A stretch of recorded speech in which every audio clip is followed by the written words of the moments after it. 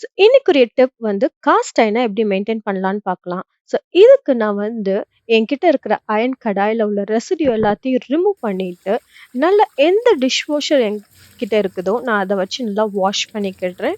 So இன்னைக்கு நான் நல்லா டிஷ் சோப் வச்சு நல்லா வாஷ் பண்ணி எடுத்துக்கிட போறேன். நல்லா ஸ்க்ரப் பண்ணி, நல்ல ரெசிடியூஸ் எல்லாத்தையுமே ரிமூவ் பண்ணிருங்க. ஸோ ஒன்ஸ் ரிமூவ் ஆன உடனே அந்த வெஸ்ஸல அதுவாவே நல்லா ட்ரை பண்ண விடுங்க. இப்படி பண்றதுனால உங்களுடைய அயர்ன் வெசல் வந்து ரொம்ப வருஷத்துக்கு புத்தம் புதுசா இருக்கும். அண்ட் அந்த ரஸ் பிடிக்காம உங்களுடைய அயர்ன் வந்து ஒரு நான்ஸ்டிக்கா கூட மாற சான்சஸ் இருக்குது. ஸோ ஒன்ஸ் ட்ரை ஆன உடனே நான் இன்னைக்கு நல்லெண்ணெய் ஊற்றி நல்லா எல்லா சைடும் ஃப்ரண்ட் அண்ட் பேக் வந்து நல்லா ரப் பண்ணி நல்லா எடுத்துக்கிட போகிறேன். ஸோ அந்த ஆயில் நல்லா அப்சர்வ் ஆகி உங்களுடைய நான்ஸ்டிக் வந்து இப்போ நல்லா ஒரு புதுசா யூஸ் பண்ற ஸ்டேஜுக்கு இருக்குது. இப்படி நீங்க ட்ரை பண்ணி உங்க ஃப்ரெண்ட்ஸ் அண்ட் ஃபேமிலிஸோட ஷேர்